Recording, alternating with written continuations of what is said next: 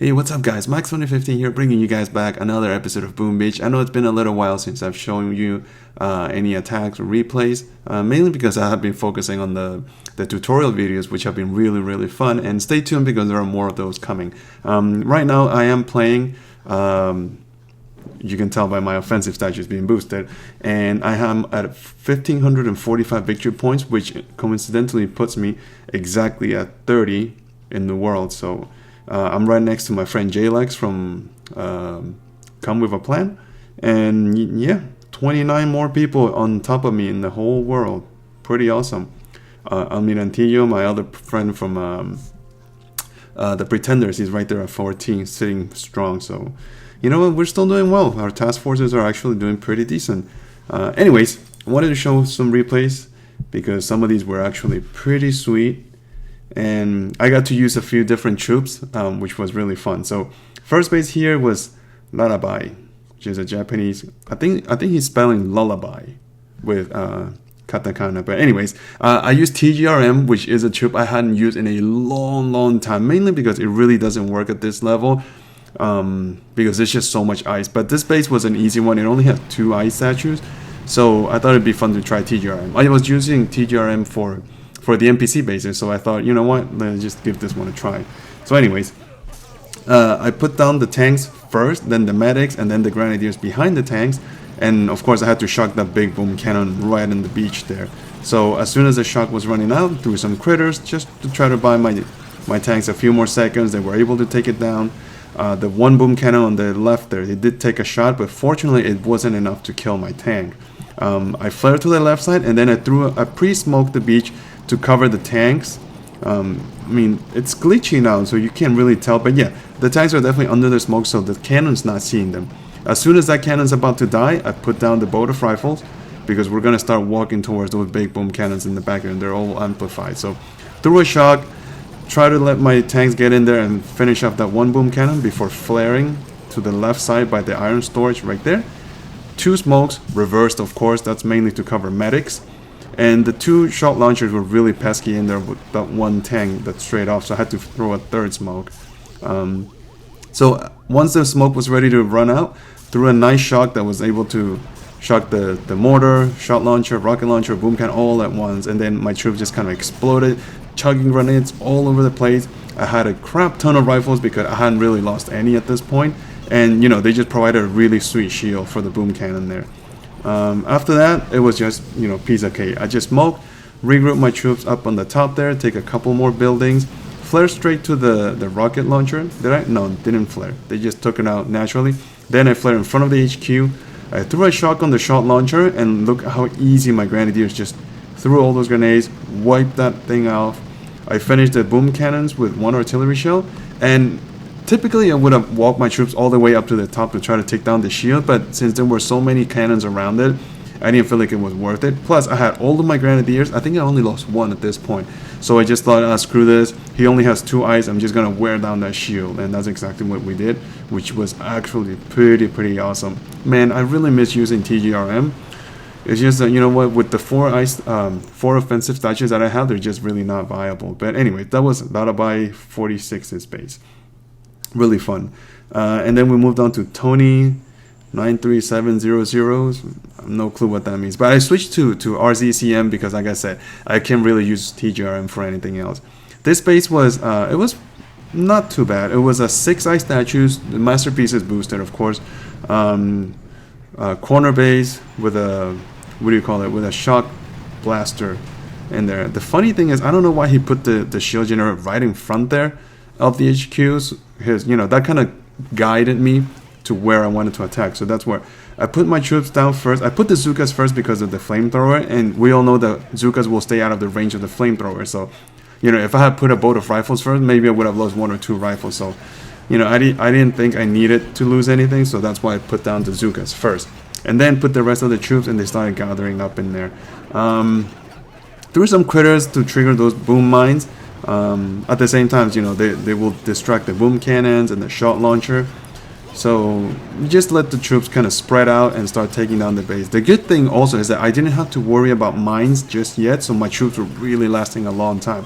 If you notice where he put all his mines were just around the HQ, so I didn't really have to deal with the mines up until I got closer and closer to the HQ. But you can see my troops are spreading super wide, sorry. Threw some more critters to trigger the mines, distract the shot launcher, and then once the shock blaster started to come into play, I really had to start shocking it along with that one mortar. I mean, why not? And then watch, I let my troops take down the shield generator itself. Once that thing went down, I waited for the boom cannon to come down before finally flaring them to the left side. To the left side, right in front of the shock blaster. I needed to take that thing out first, so threw another shock. That was like my 4th or 5th shock at this time. Once the shock blaster went down, that's when I finally flared to the very corner there. Let's just go a little bit quicker. All the way to the corner, let my troops kind of gather up, threw some critters to distract the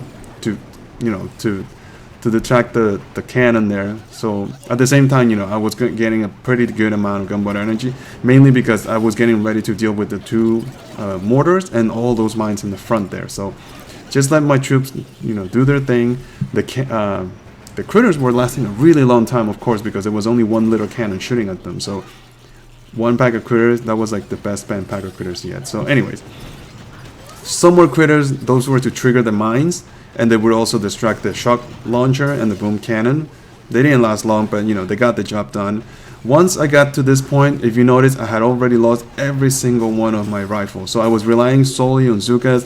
Not too confident, of course. Once you lose all your rifles, you have no shield. Your Zookas are fully exposed. I did get enough for one more shock, and I was lucky to shock the shot launcher and the mortar at the same time together.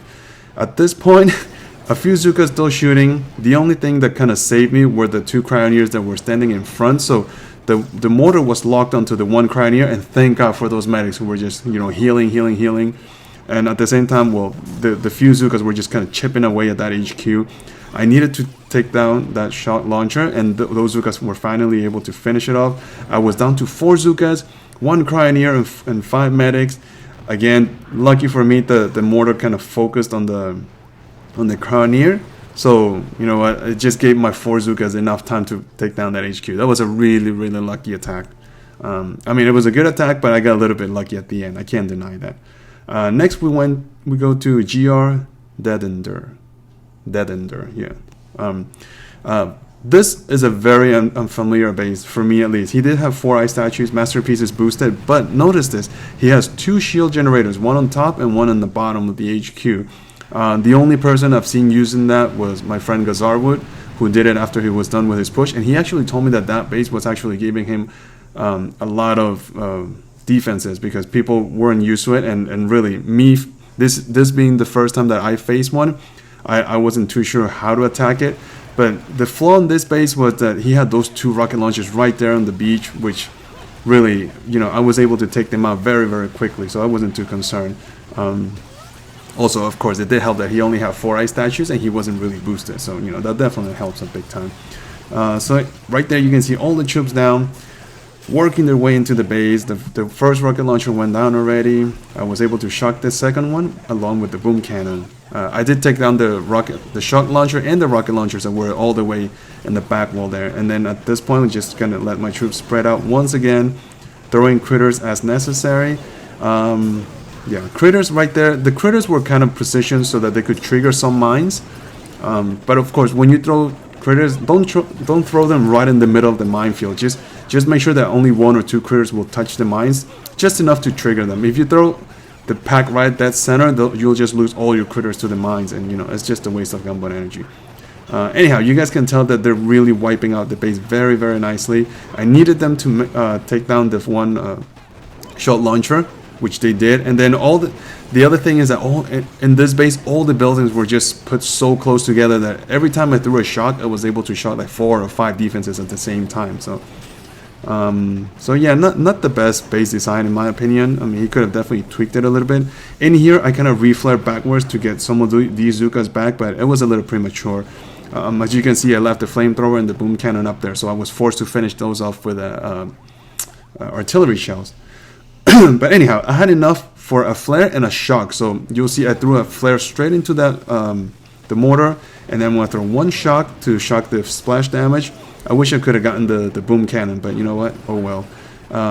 Like there, let the Zookas finish off the mortar. Then they went straight for the machine gun naturally. I had to flare to the flamethrower. I wanted to get that out of the way before my troops could move on to the boom cannon. The boom cannon was the thing with the longest range, so I wanted to get rid of that first.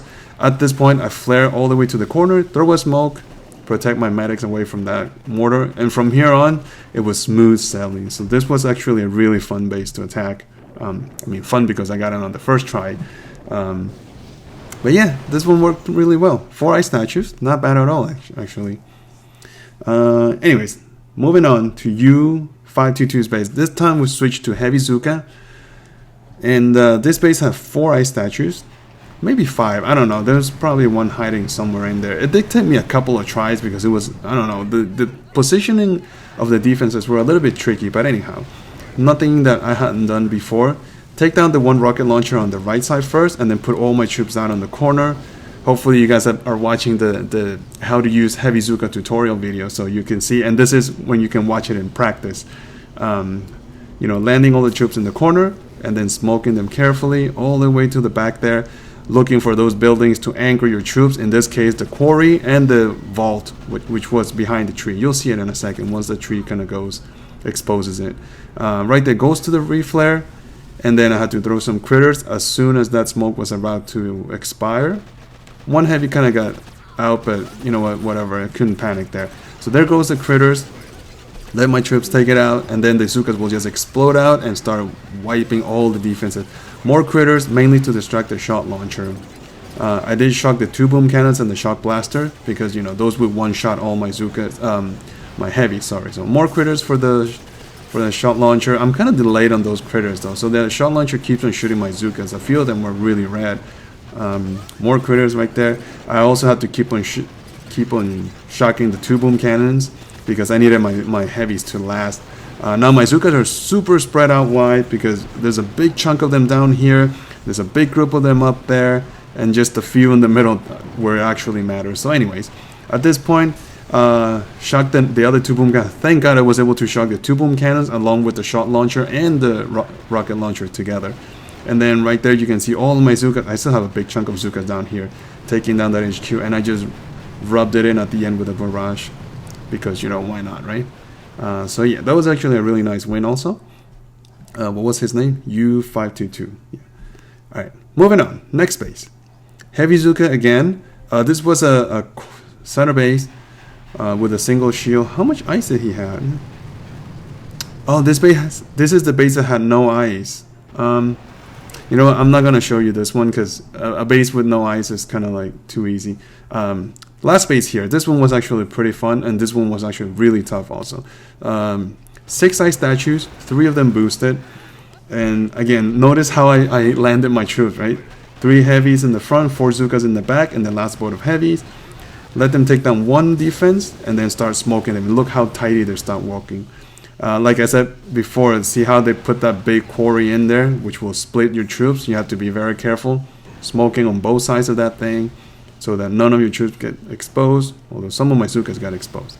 Anyhow, keep smoking them on a straight line, and then get them to where you need it to be. And at this point, I had tons of buildings for them to anchor themselves, so I didn't have to worry about where they were going to shoot. So I did reflare them, flare to the flamethrower, and throw some critters to distract the boom cannons, shot launcher, shot blaster. The Zookas will just spread out and start, not spread out, I mean just fan out and start destroying all the big defenses. And once they take down the shield, I had to throw a reflare and then 2 little smokes just to cover them. That was all done very quickly, if you notice that. And then you probably know what's going to happen here. I'm going to wait for that smoke to clear out, throw a flare, critters, and then 2 more shocks, and then just kind of let the truth. I barely made it though in this one. This was a little bit tough, but you can see there was 1 sniper tower just picking up my Zookas in there. The shocks just ran out. I still had a decent number of heavies, thank God, but you know what? Couple more Zookas, and I probably wouldn't have done it, but you know, just enough to get it done. So that was really nice. Alright, So I think that's it. That was the last base. There's still a couple of bases on my map. I'm still retraining my troops, so I'm gonna see if I can get a little bit more victory points for the time being. But I wanted to share these replays with you guys before I lose them. Alright guys, so hopefully you guys enjoyed them. Hopefully you guys learned something from it. Leave me a comment down below, tell me what you think about them, and I'll see you guys next time, okay? I'm Max2015. I'll see you guys next time, guys. Bye.